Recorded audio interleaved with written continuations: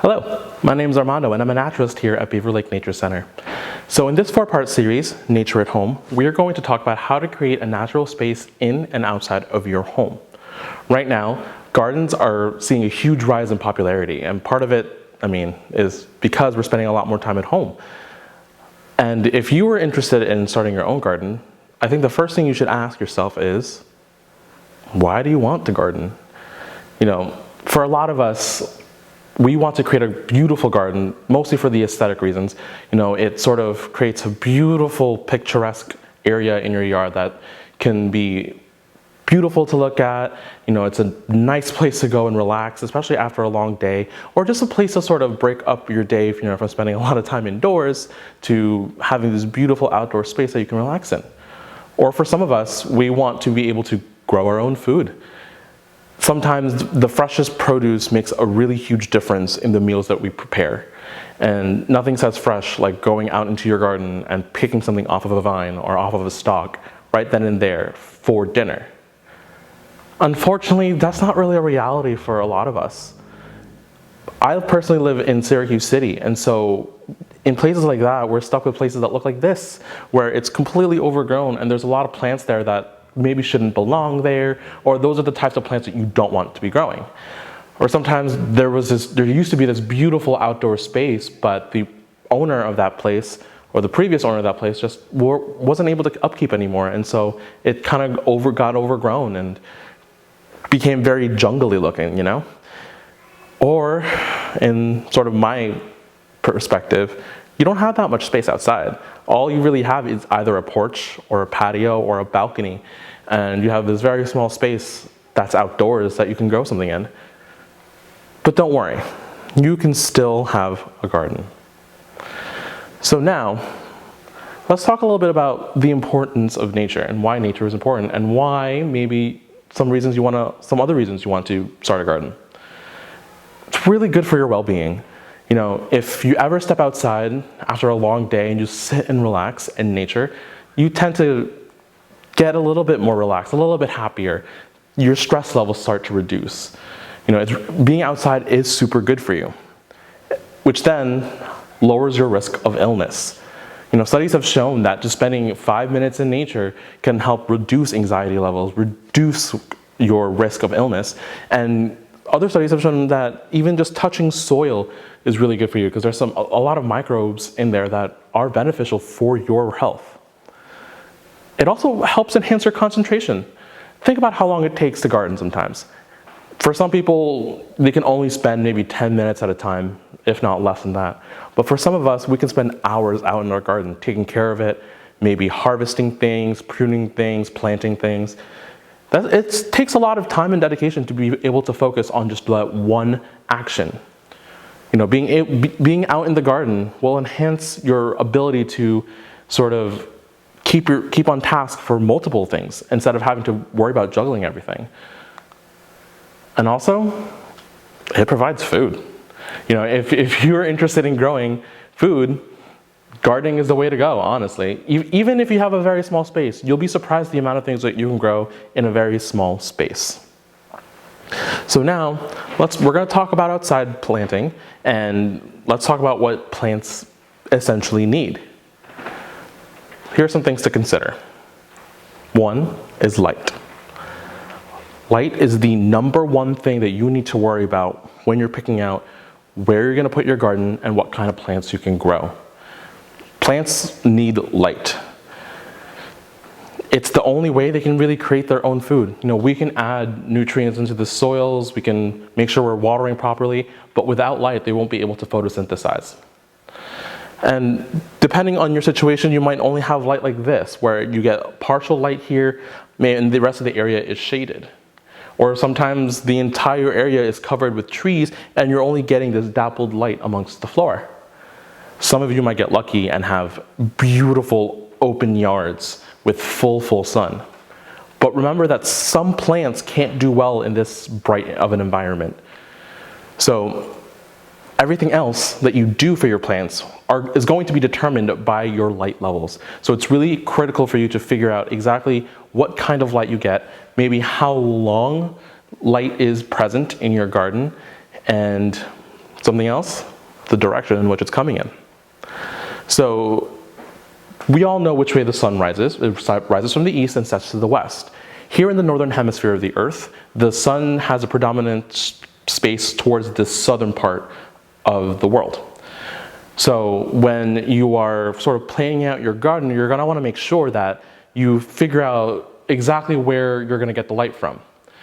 Part of it is because the position of the light also determines the intensity of the light and how hot it can get. So what do you need to do? Break out a compass. You know, you can either go old school and use a proper compass, or even our phones today have a compass app that you can use. Next, let's talk a little bit about soil. So soil is the foundation of plants. It's what most plants grow in. Now, there are some plants out there that don't need soil, that maybe are aquatic or epiphytic, like they grow in other plants. But for the most part, the plants that we grow at home usually reside in soil. Now, it's super important that we pick the correct soil, because there is a difference between garden soil and potting soil. And then you also add in topsoil and all those other things. You want to make sure that you're choosing the correct type of soil for the type of gardening that you want to do. And then depending on the type of gardening you want to do, then you have all of these soil amendments. You know, you've got your perlite, your vermiculite, peat, coconut coir, compost, orchid bark. There's a whole slew of things you can add to your soil. That's going to depend highly on what kind of plant you're using and what type of garden that you have. Be it a raised bed, container, in the ground, you kind of catch the drift. Now, with your light and your soil composition comes your watering. Water is incredibly important. There's really no plant out there that can't survive without water. Now, there are some plants out there that can survive a long period of time without water, but if you were to neglect it fully without water, it'll just die. So it's really important to figure out your watering needs for your plants. And that is going to be dependent on the plant, as well as the amount of light it's receiving. You know, depending on the light levels, you might only need to water them just a small amount. But if you have a really, really bright area with plants that really like water, you might need to go a little bit more torrential, if you will. But it really does depend on your light levels and your plants. And you have to spend some time with the plants and get to know them. Some people would think, oh no, my plant is dying. Quite the opposite, actually. It just means it's thirsty. Wilting is a natural process. You know, there's a lack of water in the system for the pressure to build up to kind of keep the leaves up. So when you see something like this, generally just give your plants a good water.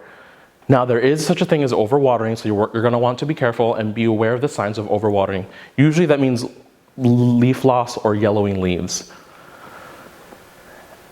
And just a reminder, there is no true schedule as to when to water. Some people will say, I water once a month, or once a week, or once every other week, or once every 10 days. No, there is no true schedule. Think about the outside. It rains, but we never know when exactly it's going to rain. We can sort of give a best guess, but in nature, it rains when it's ready. So a lot of these plants are adapted in order to survive periods of drought and then periods of flooding, essentially. So listen to your plants, well, watch your plants and look at them. Get to know them, see how they react to a long period of drying. Then from there, you'll be able to figure out exactly when to water your plants and how much to water your plants as well. Now let's talk a little bit about some of the plants that you might be able to plant. So you go into a greenhouse or a garden center and you're faced with just numerous plants and you have no idea where to start. My first question usually, after figuring out exactly what my light levels are and all that, is, do I want an edible plant or do I want ornamentals? Ornamentals generally are used in order to create an aesthetically pleasing area. Something beautiful, something with beautiful flowers, beautiful foliage, maybe the growth pattern is interesting. Or some people will like to go the edible route and find plants that you can eat. Just know though, there are some ornamental plants that are actually edible, and some edible plants that just look beautiful for some people and they want to be able to use as an ornamental plant. That's fine. Your space that you use will determine the plants that you can have. So that's why it's super important to figure out exactly your light levels, and if you're growing it on a patio or a porch or a balcony or right in the ground, or you have a whole lot of yard space. It's super important to figure that out first, and how much you're willing to invest in this. Gardening can become very expensive, especially if you're investing in high quality planters, high quality soil, creating new beds. It can get very expensive, so you want to make sure that you have the proper plants for that, otherwise you kind of just wasted money and your plants all died. So, next class, we're going to talk about the different types of in-the-ground gardening, and we'll talk about the pros and cons of each and different types of plants that you can get from there. If you have any questions, please comment below. Otherwise, I'll see you next time. Thanks.